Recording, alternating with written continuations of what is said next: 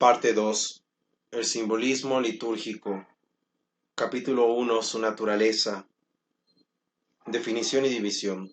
El simbolismo litúrgico consiste en valerse de un acto externo o un objeto material para denotar un sentido interno y espiritual.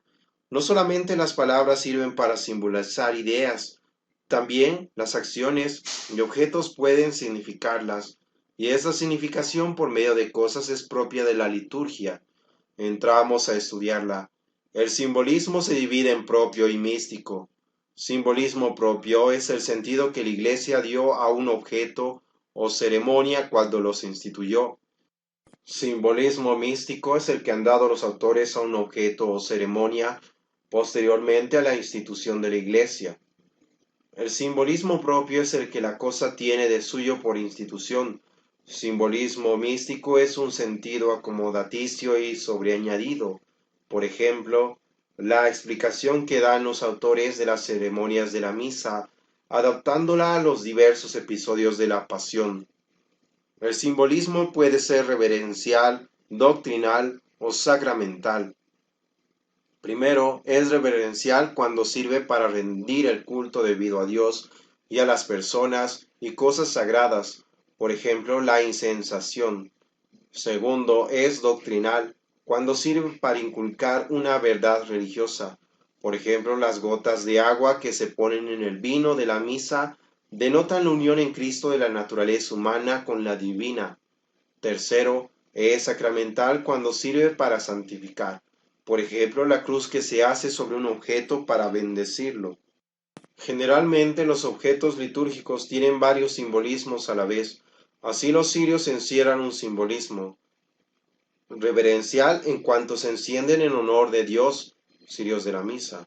Doctrinal en cuanto simbolizan a Cristo, luz del mundo, cirio pascual. Sacramental en cuanto traen bendiciones a los fieles, cirios de la Candelaria. Origen y necesidad del simbolismo.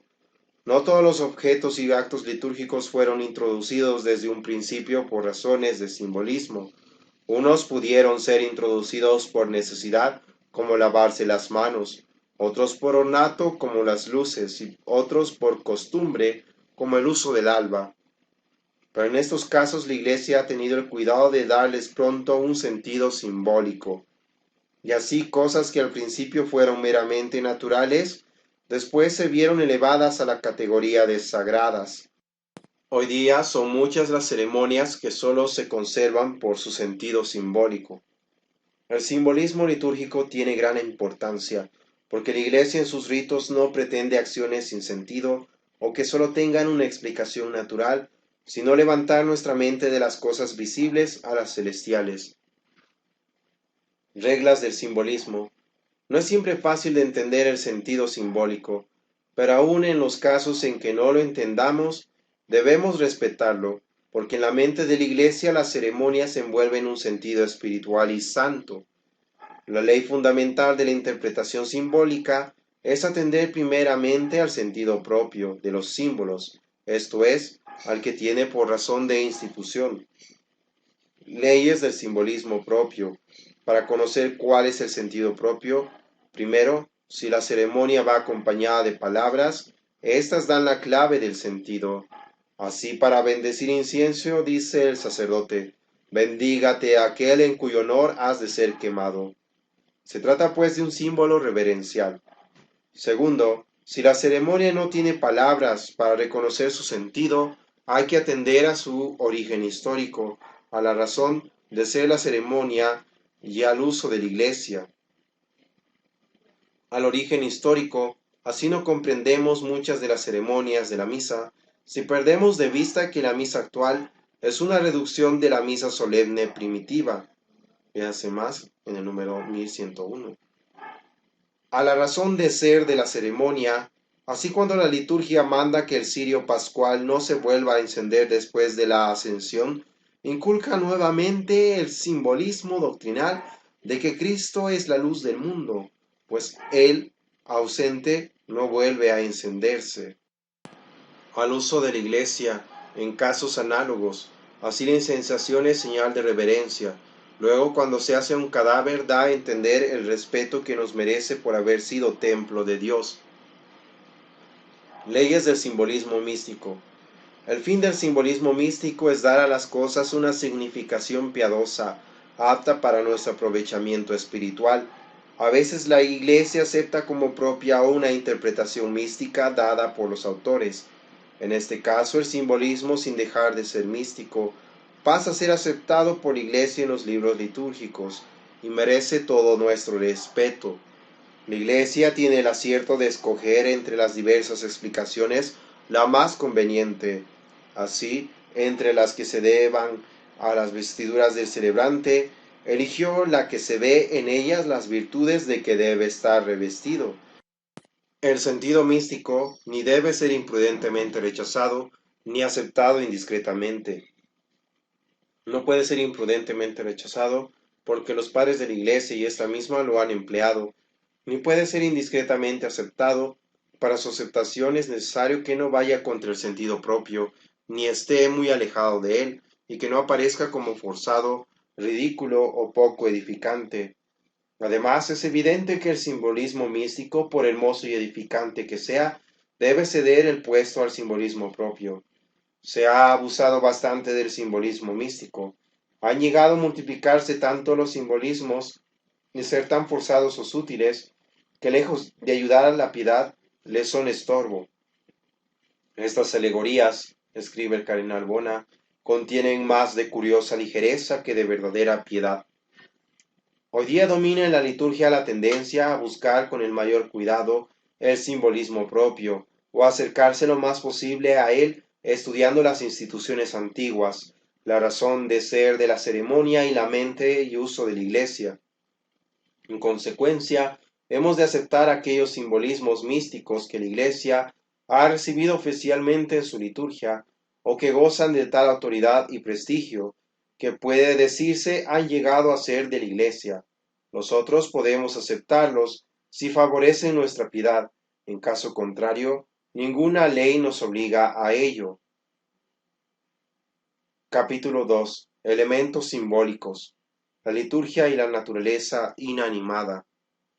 La liturgia ha tenido siempre la tendencia de unir la naturaleza inanimada al culto de Dios, y esto de dos maneras, utilizando los objetos más preciosos que encierra para glorificar al Creador, y empleando ciertos elementos naturales para simbolizar las cosas sobrenaturales. Como es propio de la impiedad enderezar las cosas al mal, así lo es de la religión enderezarlas a Dios. Cuanto más multiplica la religión los medios de contacto con Dios, tanto más íntimo hace el trato entre Él y la criatura. Primero, la naturaleza le brinda a la liturgia para la glorificación del Creador, lo más precioso que encierra, el oro y piedras finas, lino y seda, flores y perfumes. Dios puede recibir honor de una criatura irracional porque descubre en ella un rayo de su gloria y detrás de ella el culto que le rinde la criatura racional. Segundo, también le suministra ciertos elementos aptos para simbolizar las cosas sobrenaturales. Los principales son el aceite, el agua, el incienso, la sal, el fuego, la cera, el aire y la ceniza. Dios ha dado a estos elementos una aptitud natural para expresar cosas más elevadas, y la liturgia aprovecha esta aptitud para simbolizar las cosas sobrenaturales. El aceite. La Iglesia emplea el aceite de olivos para preparar el crisma, óleo y óleo de enfermos, consagrados por el obispo el Jueves Santo. El simbolismo del aceite deriva de sus propiedades naturales. El aceite es límpido y diáfano, en consecuencia apto para denotar la alegría. Así dice el Salmo, te ungió con óleo de alegría. Por eso la Iglesia lo emplea en el bautismo, para denotar la alegría del cristiano al recibir la fe. El aceite es materia sustanciosa y rica, y al mismo tiempo suave. Por eso la Iglesia se vale de él para expresar la riqueza y excelencia de los dones del Espíritu Santo en la confirmación y orden sagrado, y la suavidad y unción que dejan en el alma. El aceite brinda vigor y fortaleza, Los antiguos gladiadores se ungían con él para fortificarse. Por eso la liturgia lo usa para denotar la fortaleza que la extrema unción lleva al enfermo. Todas estas cualidades unidas habían hecho del aceite un licor opulento, apto para la consagración de reyes y profetas. La Iglesia lo escogió por eso para ungir a los sacerdotes y obispos. El agua, uno de sus principales usos, es lavar y purificar nuestro cuerpo. Por eso la liturgia la escogió como símbolo purificador, y esto en tres formas principales: agua bendita, consagrada y gregoriana. El agua bendita se emplea principalmente para purificarnos del pecado venial y apartar el demonio. El agua consagrada se usa para el bautismo, el gran sacramento purificador. El agua gregoriana es agua mezclada con sal, vino y ceniza, y se utiliza en la consagración de las iglesias.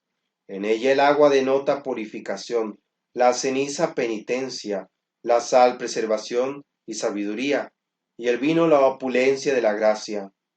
En su conjunto significa que el cristiano conseguirá estos dones mediante su contacto, y por eso se asperja el templo con ella. El incienso. La liturgia tomó el simbolismo del incienso del antiguo culto, en donde se quemaba en honor de la divinidad. También existía en las religiones paganas. El incienso encierra tres simbolismos. Como símbolo reverencial denota adoración. El incienso se consume y derrama suave olor. Al quemarlo le manifestamos a Dios el ofrecimiento de nuestros mejores pensamientos y deseos, y el anhelo de que tal ofrenda le sea agradable, como el olor del incienso. Quemado ante los santos, personas y cosas sagradas, expresa veneración. Como símbolo doctrinal simboliza la oración. El incienso, para derramar suave olor, debe ponerse en contacto con el fuego. Nuestro corazón debe ponerse en contacto con la llama del amor divino si queremos que nuestra oración exhale el olor grato a Dios. Dice David: suba, Señor, mi plegaria como el incienso ante tu presencia. Como símbolo sacramental, nos purifica y ahuyenta el demonio. Viene pues a tener efectos muy semejantes a los del agua bendita. Por este motivo, la aspersión y la incensación van muchas veces reunidas. Las luces. El simbolismo de las luces proviene de su propiedad natural de alumbrar y de las antiguas religiones. Las luces encierran tres simbolismos. Simbolismo doctrinal. El efecto propio de la luz es iluminar, por eso la liturgia la ha escogido para símbolo de Jesucristo. Luz verdadera que esclarece a todo hombre que viene a este mundo. La liturgia simboliza a Cristo, ya en fuego nuevo, ya en el cirio pascual bendecido, el sábado santo con gran solemnidad, especialmente el segundo. Simbolismo reverencial. Los cirios y lámparas encendidas son señal de honor y reverencia. Por eso no se puede celebrar sin dos cirios prendidos, y siempre debe arder una lámpara ante el Santísimo. Igualmente, en señal de respeto, ponemos cirios ante los santos y los llevamos en una procesión o en un entierro. Simbolismo sacramental. La Iglesia bendice los cirios para comunicarnos gracias por su conducto. Así leemos en la bendición de los cirios el día de la Candelaria: como estas luces ahuyentan las tinieblas, así los corazones iluminados por el resplandor del Divino Espíritu se vean libres de la ceguedad de los vicios. La sal. El simbolismo de la sal viene de su doble cualidad natural de sazonar los alimentos y preservar de corrupción. Como simbolismo doctrinal, úsase en el bautismo para denotar la sabiduría cristiana que hace gustosas las cosas de Dios. Como simbolismo sacramental, se usa en el agua bendita. Ver número 902. Te exorcizo, dice el sacerdote, para que lleves la salud del cuerpo y del alma a todos cuantos te tomen, y para que huyan del lugar donde fueses esparcida toda malicia y engaño diabólico y todo espíritu inmundo. El aire. El simbolismo del aire se basa en la relación natural entre el aire y la vida, pues todo ser viviente respira. Por eso la liturgia halla en el aire, esto es, en el soplo y el aliento, un simbolismo apropiado para expresar la infusión del Espíritu Santo, vida sobrenatural de nuestra alma. Este simbolismo es tanto más propio cuanto que espíritu es una palabra latina que significa soplo, suspiro. La insuflación se emplea en tres ocasiones. En el bautismo, cuando el sacerdote sopla sobre el niño diciendo, sal del espíritu inmundo y cede el lugar al Espíritu Santo. En la solemnísima consagración de los óleos, el jueves santo, en que el obispo y los sacerdotes alientan sobre ellos. En la bendición del agua bautismal, en que el sacerdote alienta sobre ella. En estos dos casos la ceremonia no lleva palabras. Otros elementos simbólicos. La ceniza, símbolo de penitencia, entra en el agua gregoriana. La cera, de la cual se hace un cumplido elogio en la bendición del cirio pascual, es nuevo símbolo de Cristo. Capítulo 3. Las ceremonias sagradas. Su naturaleza y división. Ceremonias son los actos exteriores de religión empleados por la Iglesia en el culto divino. Tienen un triple fin: inspirar respeto por las cosas sagradas, con el pensamiento de los grandes misterios que representan; despertar la piedad por el recuerdo de las cosas celestiales; dar vida y esplendor al culto. En efecto, los actos interiores languidecerían sin los exteriores. Es muy importante estudiar y comprender las ceremonias, pues sin saber lo que significan, no se puede sacar de ellas mayor provecho. Las ceremonias se dividen en fórmulas, actitudes y gestos. Fórmulas son palabras, actitudes, los movimientos y posición del cuerpo, gestos, la expresión del semblante y los ademanes de las manos. Para el perfecto simbolismo no bastan las palabras, sino que es necesario que las acompañe la actitud conveniente del cuerpo, la expresión del semblante, y que los ademanes de las manos les den valor. Fórmulas litúrgicas. Las palabras o fórmulas son de 4 clases: las lecturas, que enseñan; las oraciones, que ruegan; la salmodia, que canta; y las aclamaciones, que expresan un vivo afecto del alma. Las lecturas, las oraciones. Primero, lecturas son fórmulas que sirven para la instrucción. Llámanse lecciones si son largas, capítulas si breves, y absoluciones si van precedidas de una bendición. La bendición es la siguiente: Iuve Domine benedicere, dígnate Señor bendecirme. La lección breve es una lectura que, a diferencia de la capítula, no le hace el preste, sacerdote que preside, sino un lector. Se computan igualmente como lecturas los símbolos por estar destinados a la instrucción. Ver más en el numeral 51. Segundo, oraciones son las fórmulas para el ruego.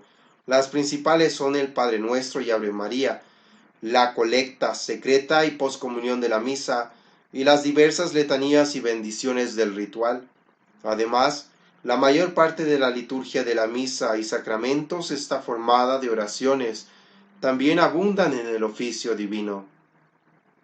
La salmodia, las aclamaciones. Tercero, salmodia es toda fórmula que sirve para expresar por medio del canto los sentimientos del alma. Muchas de las salmodias son también bellísimas oraciones, pero se tienen por salmodias por haber sido hechas principalmente para el canto. La salmodia comprende los salmos, cánticos, himnos, antífonas, versículos, responsorios graduales, tractos y secuencias. Los salmos son composiciones poéticas del Antiguo Testamento, dispuestas para ser cantadas en alabanza del Señor. Son la fuente más rica y principal de la salmodia. Ver numeral 41. Los cánticos son cantos de júbilo sacados de la Escritura, en que se alaba a Dios por algún insigne beneficio.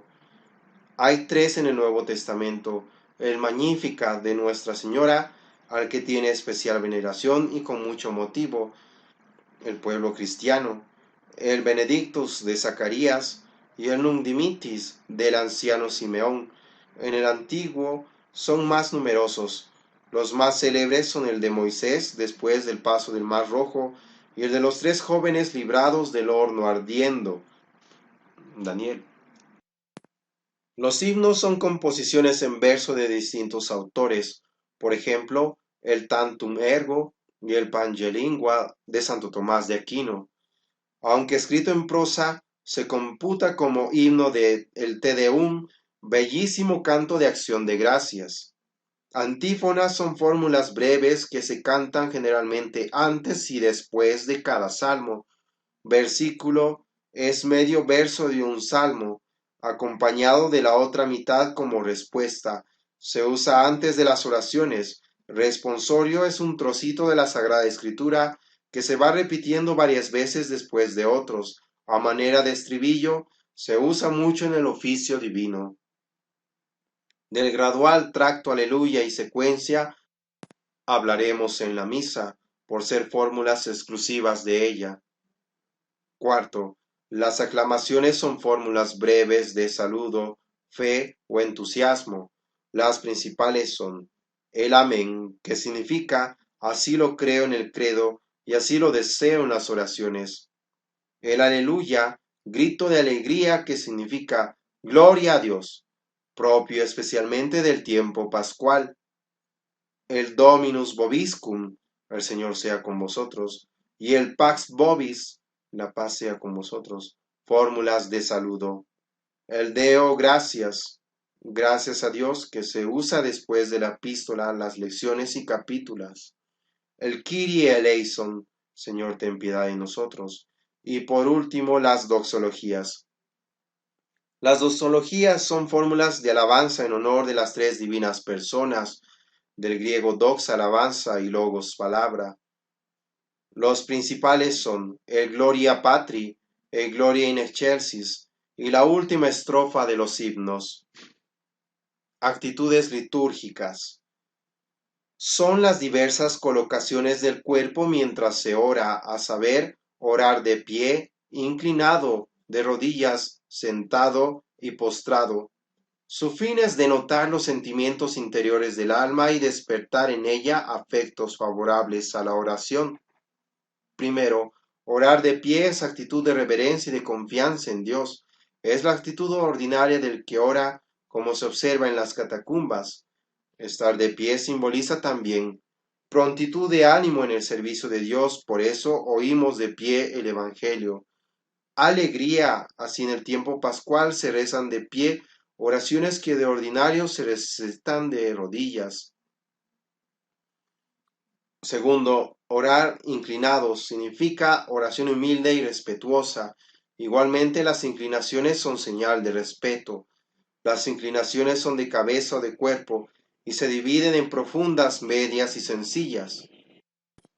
Tercero, orar de rodillas significa adoración o gran veneración, y este es igualmente el significado de las genuflexiones. Así, nos arrodillamos desde la elevación hasta la comunión y al incarnatus del credo, en testimonio de adoración al Verbo encarnado. La genuflexión ante el Santísimo o ante el crucifijo denota también adoración. Ante el obispo denota gran reverencia. Para hacer la genuflexión se adelanta un paso el pie izquierdo y se dobla la pierna derecha hasta que la rodilla encuentre el pie izquierdo.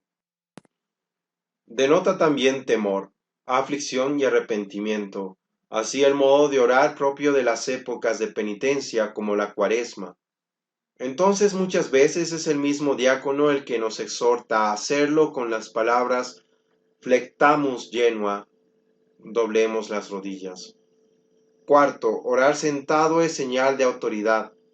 Así ora el obispo y el celebrante permanece a veces sentado cuando los demás se arrodillan. En la mente de la Iglesia, estar sentado es una actitud demasiado cómoda para ser respetuosa, especialmente en ciertos momentos solemnes. Durante largos siglos no se conocieron las bancas. Hoy se nota un grave abuso en esta materia. Personas jóvenes y de buena salud, que acaso no se cansan de bailar toda una noche, se descoyuntan con estar 5 o 10 minutos de rodillas, y no ha pasado la elevación cuando ya se sientan, posición impropia para tan sublimes momentos. Quinto, orar postrado en tierra denota anonadamiento, indignidad y compulsión. Se emplea esta posición al comenzar las ceremonias del Viernes Santo, en las ordenaciones y alguna otra ocasión. Gestos litúrgicos. Entiéndese por gestos litúrgicos la expresión del semblante y los ademanes de las manos.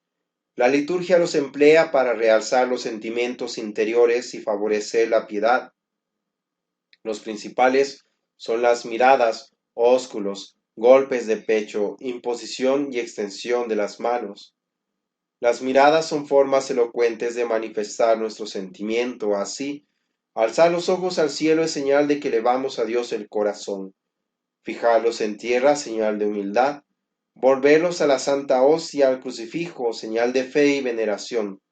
Los ósculos son signo de afección, como cuando se besa el crucifijo; de reverencia, como cuando se besa el bonete al entregarlo al celebrante; de mutua caridad, como el ósculo de paz.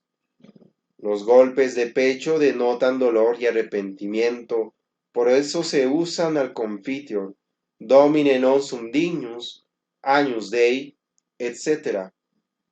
La imposición de las manos denota la transmisión de la gracia, por ejemplo en el bautismo, o de un poder, como en el orden sagrado.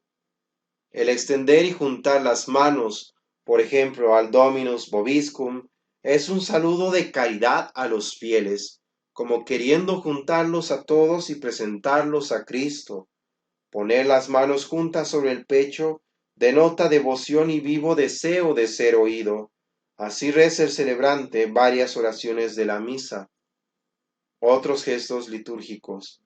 Elevar las manos y los ojos al cielo y luego inclinarse es reconocer que el hombre es nada ante la divina majestad. Esto lo hace el celebrante al empezar el canon y al dar la bendición al fin de la misa. Extender las manos u orar en cruz es modo de excitar el fervor. Durante las oraciones y gran parte del canon, el celebrante ora con los brazos en cruz, aunque no muy extendidos. Las artes litúrgicas.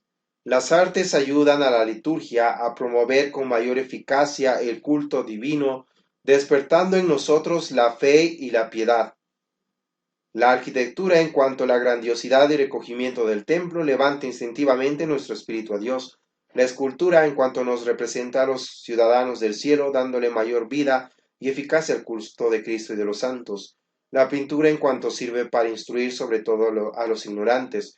Aquellos que no tienen conocimientos de las letras, leen en un cuadro la conducta que deben tener, dice San Gregorio.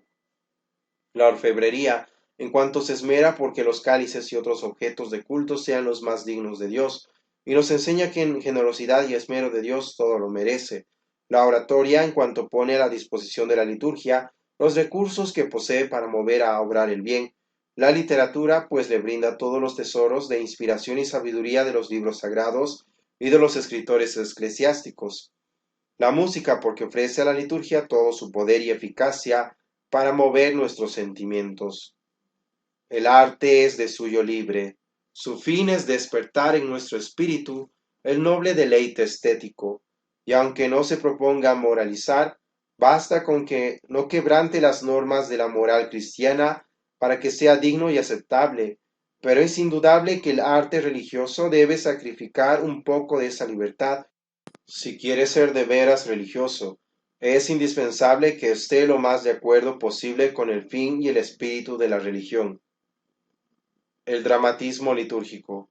La Iglesia quiere revestir de la mayor solemnidad y de la mayor grandiosidad sus ceremonias, pero ha rehusado sistemáticamente en su liturgia todo lo escénico o teatral por dos motivos: porque esto sería restarles seriedad y gravedad a las ceremonias y rebajarlas a aparecer como una comedia o ficción, porque si las ceremonias tuvieran apariencia de espectáculo, llamarían la atención hacia ellas mismas, siendo así que la mente de la Iglesia es llevar la atención de los fieles únicamente hacia lo que ellas simbolizan.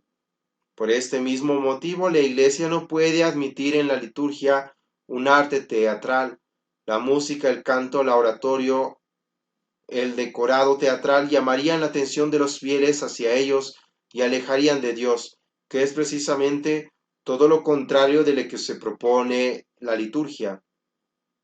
El canto gregoriano es el tradicional y litúrgico de la Iglesia desde los primeros siglos.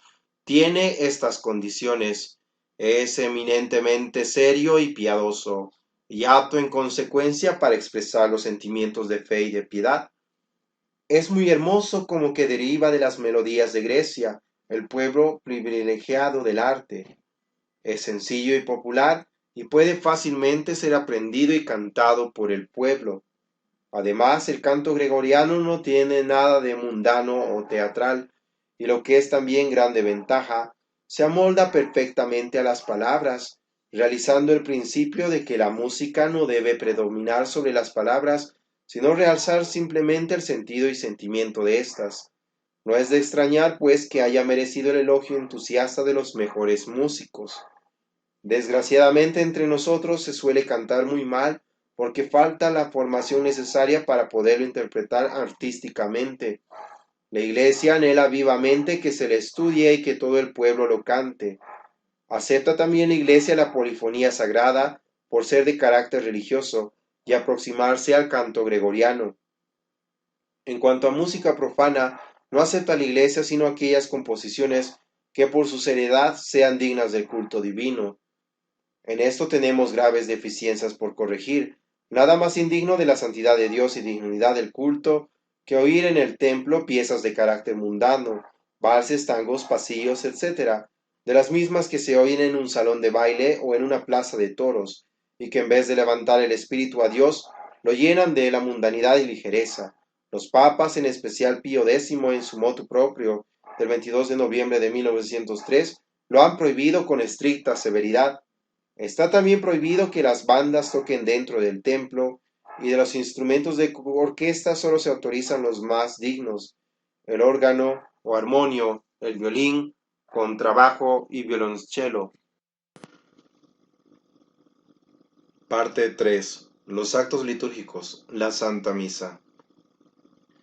Capítulo 1. Partes de la Misa.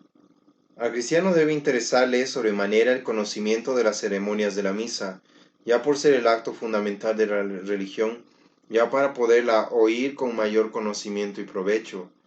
La misa se subdivide en dos grandes partes. Primero, la misa de los catecúmenos, o antemisa, que va desde el principio hasta el ofertorio, y que se llama así porque a ella, por ser de instrucción, podían asistir los catecúmenos, esto es, los judíos y paganos que se estaban instruyendo para el bautismo. Segundo, la misa de los fieles, desde el ofertorio hasta el fin, así llamada porque a ella no podían asistir sino los cristianos, pues no convenía que los judíos y paganos asistieran al santo sacrificio, por eso antes del ofertorio se retiraban del templo. Los primeros cristianos guardaban un secreto absoluto sobre la Eucaristía, por temor a las profanaciones por parte de los judíos y paganos. La antemisa se subdivide en dos partes, preparación e instrucción, y la misa de los fieles en cuatro, ofertorio, consagración, comunión y acción de gracias. De modo que la misa viene a dividirse en 6 partes, de las cuales las más importantes son el ofertorio, la consagración y la comunión. La misa proviene de dos reuniones distintas, una de los sábados de origen judío y otra los domingos de origen cristiano, que se juntaron para formar nuestra misa. Misa solemne y rezada. La misa que se usó durante muchos siglos fue no sólo la misa cantada, sino la misa solemne, en que el celebrante va acompañado de otros ministros sagrados. Solo hasta el siglo XII vinieron a conocerse nuestras misas rezadas. La misa rezada es pues una reducción de la misa solemne primitiva. Así nos explicamos muchos de sus ceremonias. Por ejemplo, los cambios de lugar del celebrante que va del centro del altar y a la derecha y a la izquierda para desempeñar los oficios que le correspondían al diácono y al subdiácono. Misa de estación. En ciertos días solemnes los fieles de Roma con el Papa a la cabeza se reunían en una iglesia y se dirigían en solemne procesión a algunas de las basílicas en que se celebraba el sacrificio. Esto se llamaba misa de estación. Nombre de la misa. Primitivamente se le llamó la fracción del pan. Los fieles ofrendaban grandes panes que era necesario partir para la comunión. Ya los hechos lo nombran así. El nombre de Eucaristía, que significa don excelente, se lo dio por primera vez San Justino, muerto en el año 165.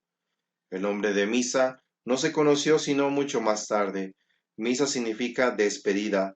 Diósele este nombre porque al comenzar la misa de los fieles se despedía a los catecúmenos con las palabras ite missa est, que significa retiraos, la despedida llegó.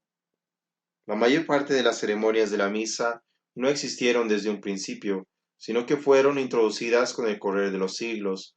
La parte más antigua es el canon, que remonta a los tiempos apostólicos. El misal recibió su último retoque en el siglo XVI, en que San Pío V lo reformó. Capítulo 2. Misa de los catecúmenos. La preparación. En la preparación se notan dos partes. En la primera domina la idea de purificación y en la segunda de súplica. La purificación comprende el Salmo Judicame, el Confiteor y otras oraciones. Empieza con la señal de la cruz para recordarnos que es la renovación del sacrificio del Calvario, cuyos méritos nos aplica. El Salmo Judicame expresa sentimientos ya de temor, ya de confianza y alegría. Es pues muy apropiado para expresar los afectos del sacerdote que anhela acercarse a Dios, que al mismo tiempo teme por considerarse indigno. El Confiteor es una plegaria de arrepentimiento que data de los primeros siglos de la Iglesia.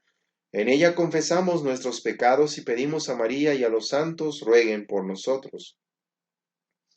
El Misereator y el Indulgentiam son dos nuevas fórmulas de perdón y misericordia.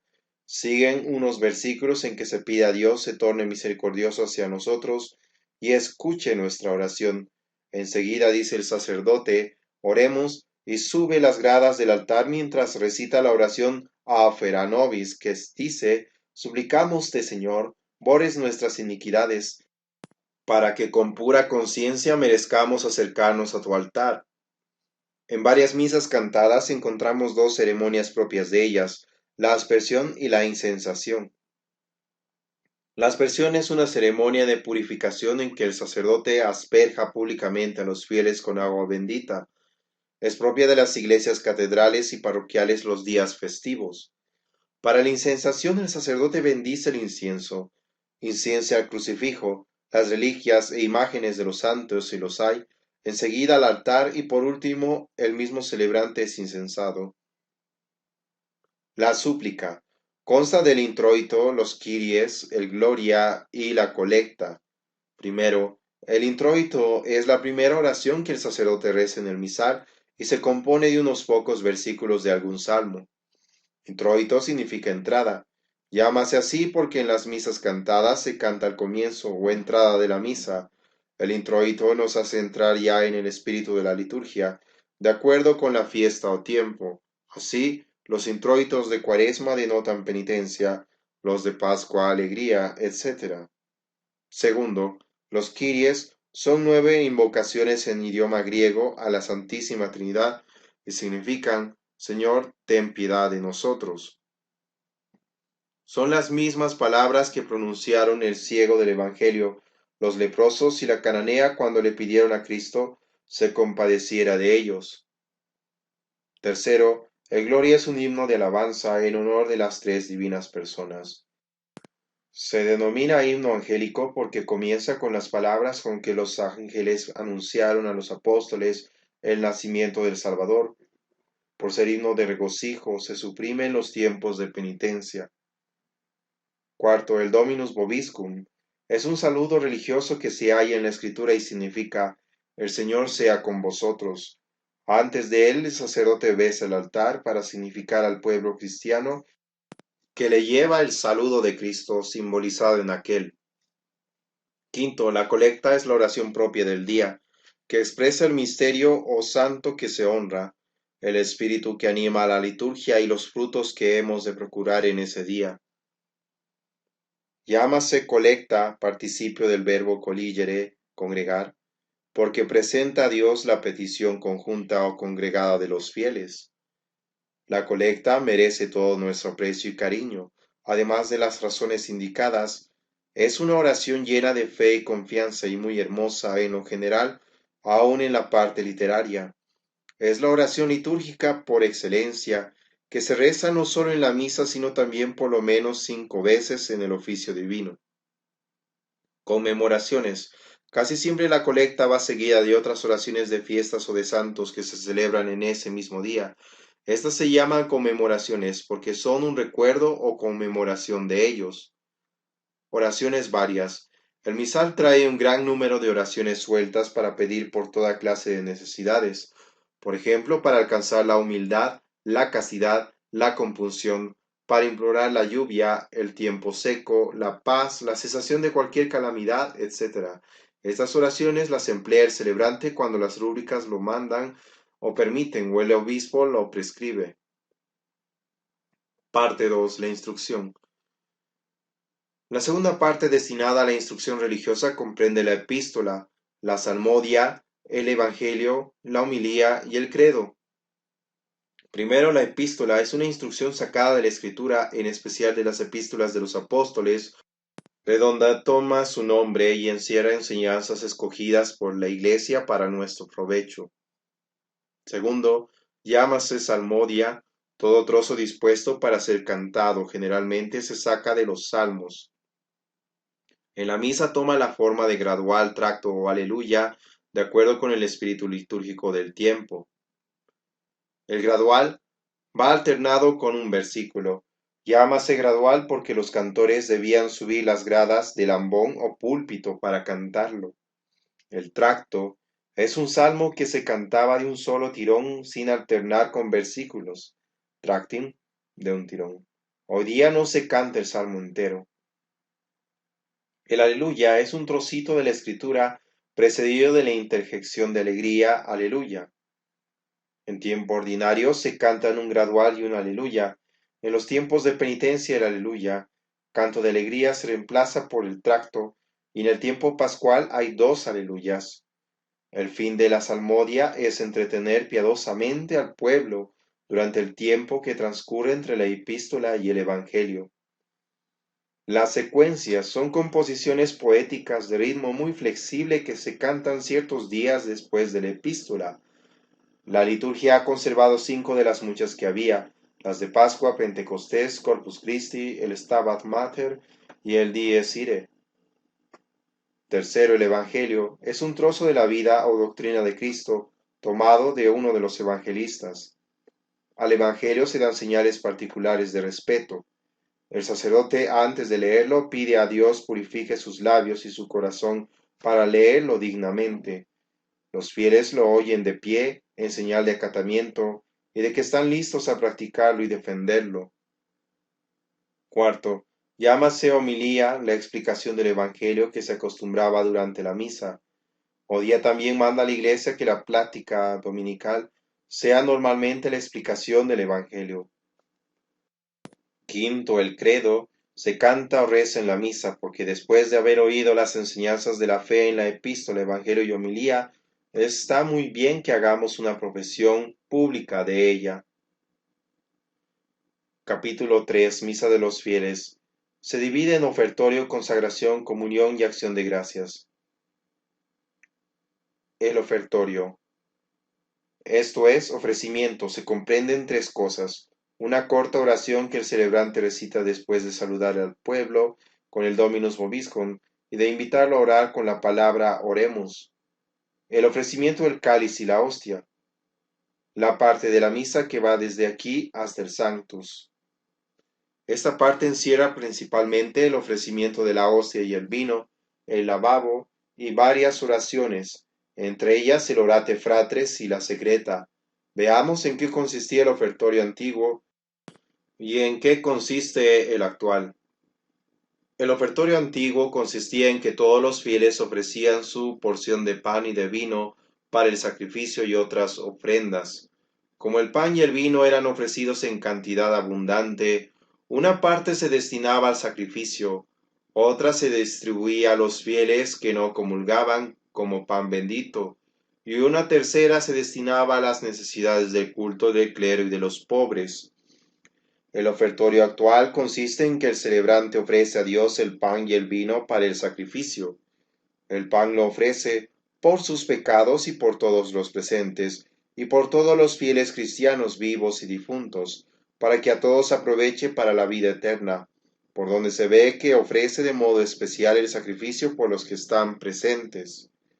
Luego pone unas gotas de agua en el vino y lo ofrece implorando la divina clemencia por nuestra salvación y la del mundo entero. Enseguida se ofrece un sacrificio místico a sí mismo y a los fieles. Con espíritu humillado y ánimo contrito nos ofrecemos a ti, Señor, que nuestro sacrificio sea agradable a tu presencia. Conviene sobremanera que en el ofertorio ofrezcamos a Dios, por mediación de Cristo, todas nuestras oraciones, buenas obras, sufrimientos y privaciones. Tendremos así una doble ventaja. Al unirlas con el sacrificio de Cristo, les daremos inmenso valor. Haremos en realidad del santo sacrificio el centro de nuestra vida. Viene luego una invocación al Espíritu Santo, pidiéndole la santificación de los dones presentados. Después, en las misas cantadas solemnes, tiene lugar la incensación antes del lavado. El sacerdote bendice el incienso con una fórmula solemne. Inciensa primero el crucifijo, luego la oblata, a saber el pan y el vino, las imágenes y las reliquias si las hay, y por fin el altar mientras reza un salmo. Entrega el incensario al diácono y es incensado por éste. Sigue la incensación de los ministros sagrados y del pueblo, el cual al recibir este honor se pone de pie. Lavabo, orate fratres, secreta. Enseguida el celebrante se lava las manos para simular la pureza del alma con que debe acercarse al altar. Antiguamente esta ceremonia era necesaria porque el sacerdote recibía las diversas ofrendas de los fieles. Lo es aún en las misas solemnes, porque el incenciario puede manchar sus manos, pero en general en todas las misas tiene un sentido simbólico la purificación del sacerdote. El salmo que recita mientras tanto tiene ese mismo sentido. Después del lavabo, el sacerdote reza una oración a la Santísima Trinidad y vuelto al pueblo dice, Orate fratres, orad hermanos, y continúe en voz baja, para que este sacrificio mío y vuestro sea agradable a Dios Todopoderoso. Por estas palabras se ve claramente que los asistentes toman parte en el sacrificio. En adelante el sacerdote permanece en comunicación con solo Dios, y no se volverá al pueblo sino hasta después de consumar el sacrificio por la comunión. La secreta es la oración con que termina el ofertorio. En ella se pide a Dios acepte los dones ofrecidos y nos bendiga. Secreta es el participio del verbo secernere, separar.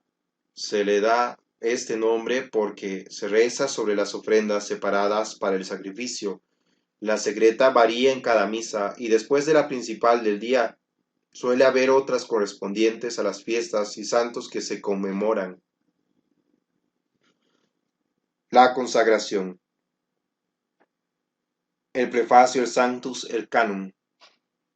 El prefacio es un himno solemnísimo de alabanza y acción de gracias a la infinita majestad de Dios.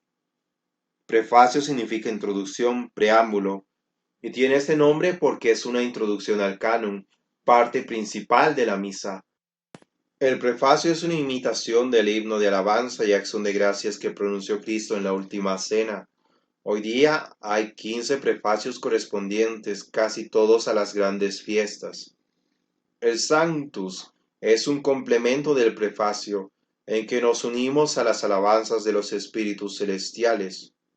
Sus palabras, Santo, santo, santo, Señor Dios de los ejércitos, llenos están los cielos y la tierra de la majestad de vuestra gloria. Son, según el profeta Isaías, las palabras con que los ángeles alaban a Dios en el cielo. El canon es la parte más venerable de la misa, pues en ella se verifica la acción esencial del sacrificio, la consagración. Canon significa regla, orden que debe seguirse, y denota el orden de ceremonias de esta parte de la misa.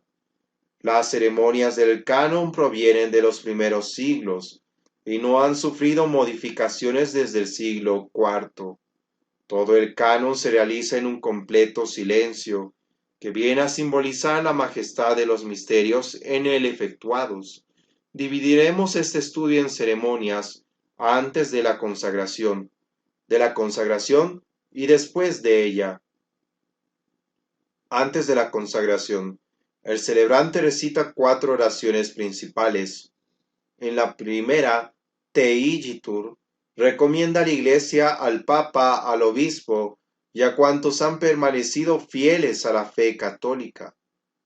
En la segunda, Memento de los vivos, recomienda a aquellos por quienes aplica el fruto del sacrificio y a los que asisten a él.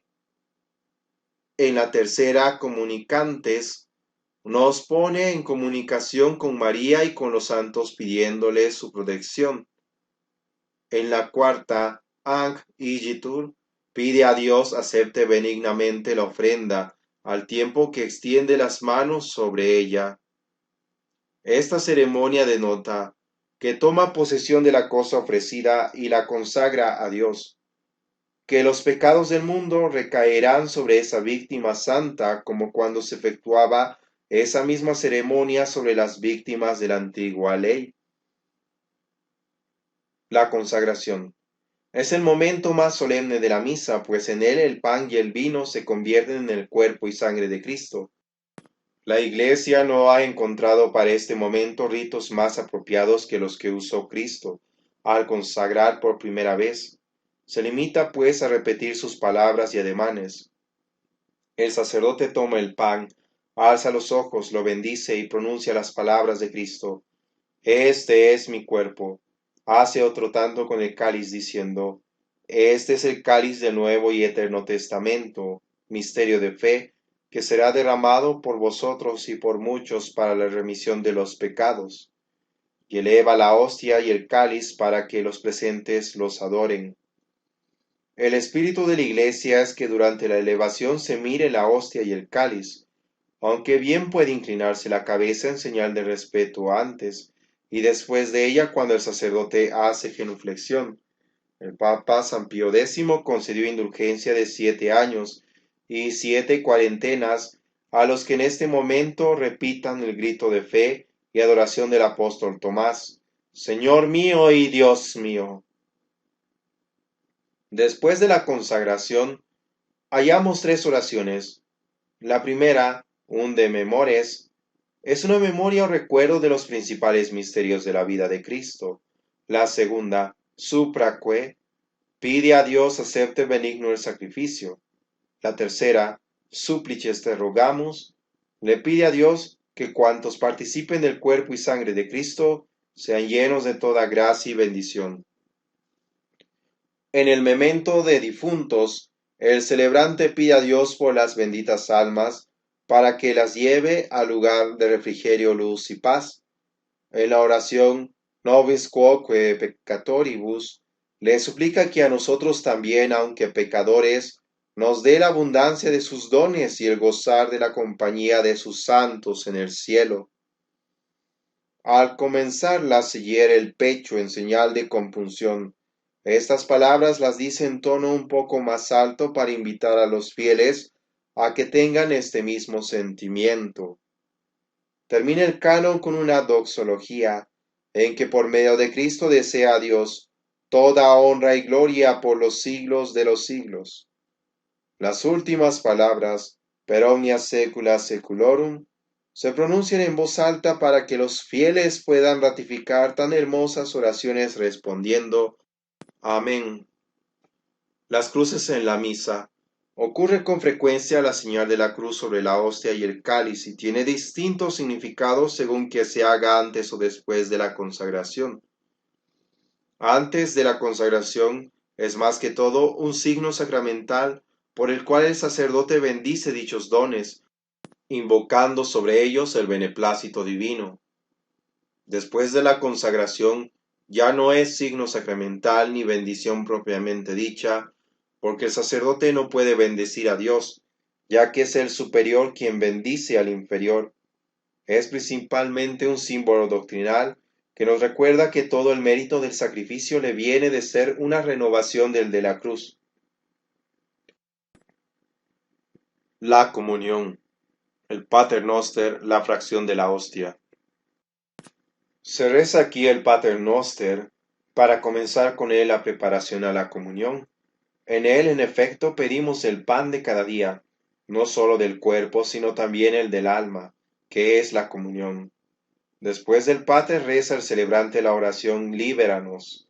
Líbranos, Señor, de todos los males pasados, presentes y futuros, para que, ayudados con el auxilio de tu misericordia, vivamos siempre libres de todo pecado y seguros de toda perturbación. La fracción de la hostia consiste en que el sacerdote la rompe en 3 partes, de las cuales echa una pequeña en el cáliz y reserva las otras para la comunión. El Agnus Dei, la paz. El Agnus Dei es una oración en que se repiten 3 veces las palabras del Bautista, cuando le señaló a los judíos el Mesías: He aquí el Cordero de Dios, que quita los pecados del mundo. Se golpea el pecho al recitarlo en señal de compunción, para recibir a Cristo con sentimientos de humildad y confianza. En esta parte de la misa el celebrante pide con insistencia la paz. En primer término, la paz del alma, que consiste en la ausencia del pecado. Cordero de Dios, que quitas los pecados del mundo, danos la paz. Y luego la de la Iglesia y de todos los pueblos. En 4 ocasiones pide la paz. En el Líbranos dice: Danos propicio la paz en nuestros días. Al partir la hostia dice: La paz del Señor sea siempre con vosotros. El Agnus Dei renueva la petición. Luego, en una oración antes de comulgar, pide largamente la paz. El ósculo de paz en las misas solemnes sigue la ceremonia del ósculo de paz. El celebrante besa el altar, da la paz al diácono rozando suavemente la mejilla y diciendo a su oído: Pax tecum, la paz sea contigo. Después el diácono da la paz al subdiácono y éste a todo el clero. El besar primero el altar para dar luego el ósculo de paz es un hermoso símbolo del amor de Cristo, que debe abrazar en estrecho lazo de amor a todos sus discípulos y en especial a sus ministros. La comunión. El celebrante, para comulgar, primero recita 2 hermosas oraciones como preparación próxima. La segunda es muy hermosa. Ojalá la reciten los fieles al acercarse a comulgar. Dice así: Señor mío Jesucristo, la comunión de tu cuerpo que yo indigno me atrevo a recibir, no me sea motivo de juicio y condenación, sino que por tu piedad me aproveche para defensa de mi alma y de mi cuerpo y remedio de mis males. Segundo, toma la hostia y repite 3 veces las palabras del centurión: Señor, yo no soy digno de que entres en mi morada, mas di una palabra y mi alma será sana. Tercero, comulga con el santo cuerpo de Cristo diciendo: El cuerpo de nuestro Señor Jesucristo guarde mi alma para la vida eterna. Amén. Cuarto, recoge los fragmentos de la hostia que hayan quedado en el corporal, mientras pronuncia en acción de gracias algunos versículos. Quinto, consume la preciosa sangre diciendo: La sangre de nuestro Señor Jesucristo guarde mi alma para la vida eterna. Amén. Después de la comunión del celebrante tiene lugar la comunión de los fieles. La Iglesia se interesa mucho porque éstos comulguen, pues la comunión es el complemento natural del sacrificio y fuente fecunda de santificación. Modo de administrar la comunión a los fieles. Al Domino non sum dignus, Los fieles se colocan en la baranda del comulgatorio. Consumido el sándwich, el acólito recita el confiteor. El sacerdote saca el copón y lo destapa, reza el Misereatur Indulgentiam, eleva sobre el copón una de las formas, recita 3 veces el Domine non sum dignus, se acerca a los fieles y les da la sagrada hostia. Con estas palabras, el cuerpo de Cristo guarde tu alma para la vida eterna. Amén. En los primeros siglos todos los que asistían al santo sacrificio comulgaban, costumbre que la Iglesia desea mucho ver restablecida. Hasta el siglo XIII fue costumbre comulgar bajo ambas especies, costumbre que fue desapareciendo poco a poco. Acción de gracias. Las abluciones consisten en que el sacerdote purifica el cáliz y los dedos con agua y con vino para que no vaya a quedar alguna partícula de la hostia o del sagrado sándwich.